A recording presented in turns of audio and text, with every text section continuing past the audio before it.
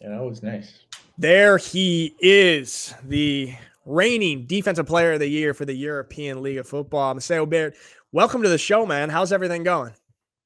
Thanks for having me. Everything is great right now. I'm in Paris. In Paris, man.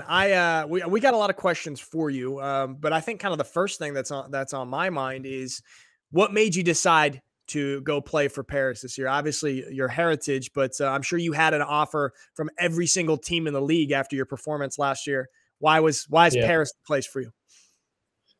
Well, there's so many things to be grateful for, and having an opportunity to play at home is pretty cool. And it's the first time I get to make calls and check plays in French on the field, and that's one of the good things. I'm grateful for the challenge too, because it's like these people know they don't really know me, and I don't know them because I wasn't playing in France. Absolutely, man. Yeah, most definitely. And those people don't know you, but I do know the people in Switzerland know you, and they know you very well. Obviously, you had a great season last year with the Guards, but you're someone that has played ball at particularly at a high level. Obviously, CFL, Team France, played for Berlin, and then you were one of the first big signings for the Guards. But what I want to know is, what did you learn from your time in Berlin that you took into the offseason and made you the player you were when you played for the Guards? In Berlin, to me, it was more as a person that I learned how to fit into a team, because it's like I was an import, so people look up to me as a leader, but I'm not very vocal. I'm just kind of doing my own thing, and I like to get in my zone and not talk a lot. So it's like it was hard. I felt like I didn't give the best image of myself when I was in Berlin. I didn't socialize and I didn't communicate as much as I wish I did. So that's something I really worked on in the off season, and I've come aware of. And I did a much better job when I got with the guards, and I think that really helped as like team bonding.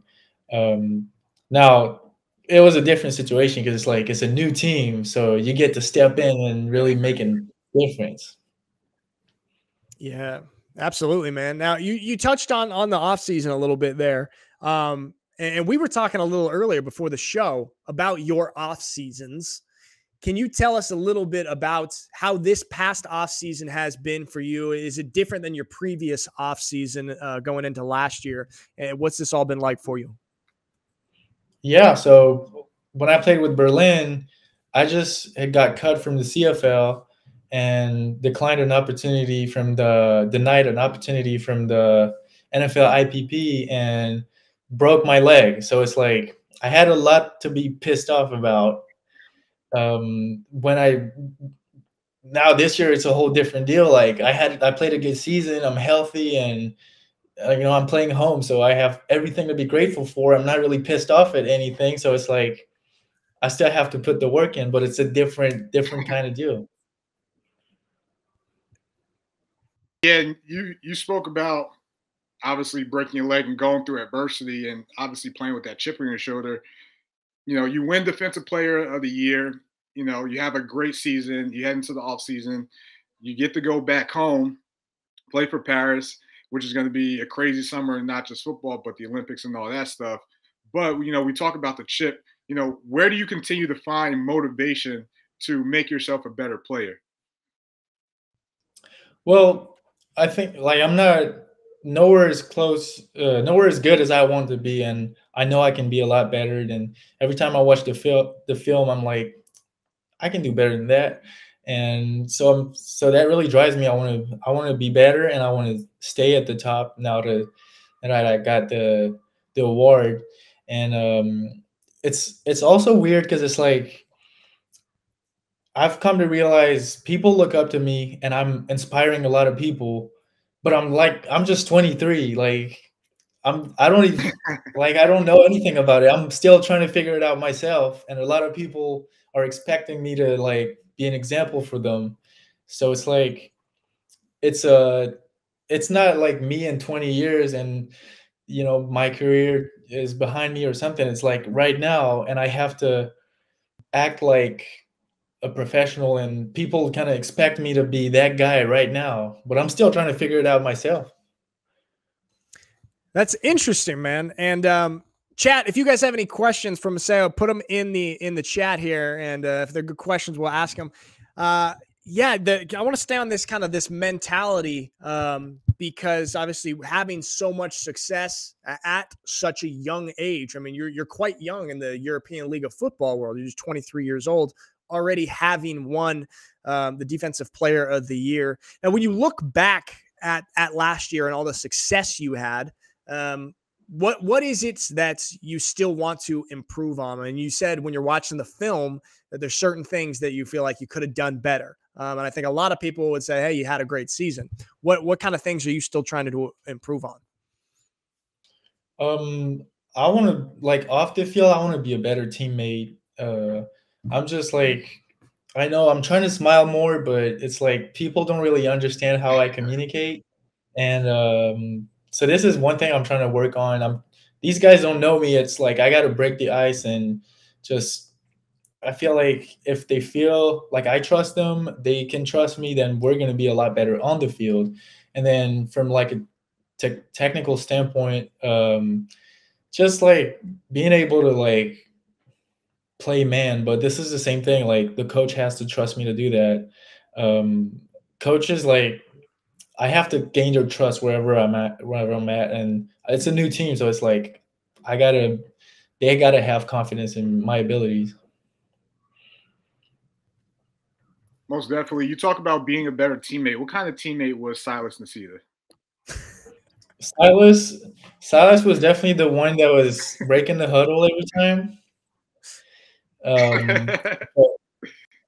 But he was always had like a nice word for like the team every time, like trying to motivate the guys and make sure the pace was like always up and energy was high and running, you know. Man, hey, I think a lot of people look at the season that Paris had last year and were impressed, myself included, especially for a first-year team. But the expectations now this year, I think, are a little bit higher because of the success last year and the players that you guys have got on the roster this year, yourself included. Can you talk to me a little bit about how the Paris Musketeers are looking, how these practices been going, and how do you feel about the team so far? And we're looking good. The pace is fast. There's a lot of energy going on, and you know, it's just you gotta. I think at the end of the day, it's going to be who makes the who makes less mistakes and who can make the big play at the right time. And it's just like who's gonna step up really in that moment when we need that guy to step up. And we're yet to find that guy, but we're working on it. I think we have a lot of, you know, sorry, we have a lot of guys that are willing to take that spot and be that guy for the team. So that's a good thing. There's a lot of competition going on. Most definitely. And we spoke earlier just talking about like receiver groups, and I mentioned Paris have a nice, you know, core group of receivers, but it's kind of still like unproven, especially with the new additions. In the West, I mean, DB to DB, you're gonna be going up against like Jarvis, like Harlan, Calvin, Connor Weddington, Willie Patterson. Like there are some dudes and some playmakers in the West. You know, what excites you about going up against competition like that on a week in, week out basis? Yeah, it's great. Like, you know, as a European player in the European League of Football, like you gotta stand for yourself and be like, hey, I can still play. Like, you know, teams like to bring the American receiver, like he's gonna be that guy, and the fans are all about, oh, he's American, blah blah blah. You know, like, hey, I'm European. What's up? Like, I'm gonna be right there on the line. Like, that's exciting. Chill, Mace. Chill, Mace. I love that. Let's go. There we go, man. Which receivers? And I know you played against different ones last year, but which receivers in the league were the toughest to go up against? Which ones were you most impressed with? I think Jarvis McClam was really one of them, and I only got to go against him once because of what happened later down the season. Mahungu, obviously, and now it's pretty cool to go against him every day. And then I never played against. I mean, I did play against Malik Stanley back when I was in Berlin, but I was playing safety, so it's like I didn't really get to go one on one with him. And then Markel, of course. I mean, there's a lot of great guys. Like, yeah, it's just they got to. It's more about like how the team is going to use them and how the quarterback's going to deliver. Because it's if the timing's not right, then it's easier for the defense. Most definitely. You mentioned obviously playing safety in Berlin. You have a preference, whether it's corner or safety? I kind of like the chess match that goes when you play safety. You get that chess match with the quarterback, but then you don't really feel the one-on-one competition as much as when you're pressing at corner like every rep. Yeah, that's fair. In the chat after what you just said there about being a European going up against the American receivers, Goran Zech, who is obviously a fantastic European DB in the league, just wrote exactly. So he supports your statement 100% there, representing for European DBs, clamping down on American wide receivers. There is a interesting thing. Silas said, I asked, because obviously you guys were teammates, and you led the league in interceptions. You had how many? Would you have 7 or 8 interceptions? And I asked him, how does he get so many picks? What is he able to do that gets him so many picks? Silas said that you use some very interesting film study techniques and possibly even use some AI. Is this real or is this nonsense out of Silas's mouth? I wouldn't call it AI. It's just like I take notes on a Google Sheet stuff, and it's like I'll take a lot of notes, like what's the first step of this guy, where they line up on the field, the down and distance, and then it kind of like you put it all together, and then it's gonna tell you what happens when this happens, but at the end of the day, like when you're on the field, like you don't have time to tap into that computer and be like, what's going to happen next? So you got to like remember that, and AI doesn't matter anymore. Yeah, I think you should just copyright exactly what you just said, because that's potentially going to be a great idea down the road. I want to make sure you get credit for it. Hey, you mentioned you're 23, you're young, you're obviously, there's more ahead of you in terms of like your game and potential and stuff like that. But what advice would you give to the young children, the young kids in the game growing up, watching you play, obviously now looking up to you, homegrown player, defensive player comes back, plays for Paris, they're going to be watching you on Saturday. What advice would you give to them in terms of development or growth or wanting to be better at their craft? I think it's putting your ego aside and look yourself in the mirror and really know what you got to do better. Pick the right role model. Like that's going to make a huge difference. If you're going to watch film, like you have to watch film, but you got to watch the right guy and you got to watch everything that he does and try to do it. You're going to do it your own way, but it's like you got to copy someone, and if they're really good and you do everything exactly the way he does it, you're going to be really good too. And I think one thing I didn't realize, because I was locked in on like football, cover 3, cover 2, X and O's, blah, blah, blah.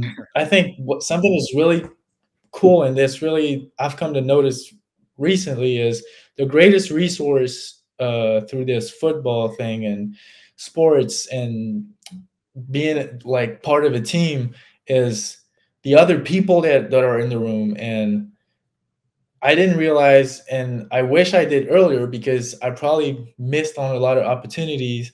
And in 20 years, I'm going to remember those people more than I remember that T-step I did and I got that pick. That doesn't really matter at the end of the day.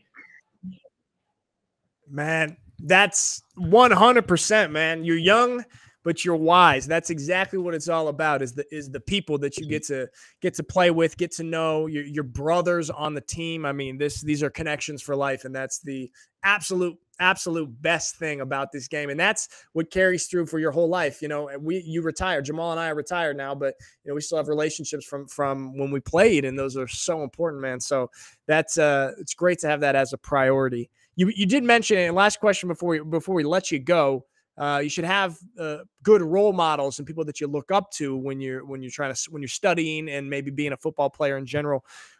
Who are some of those people who is your role model that you look up to as a player, maybe on the field or even off the field?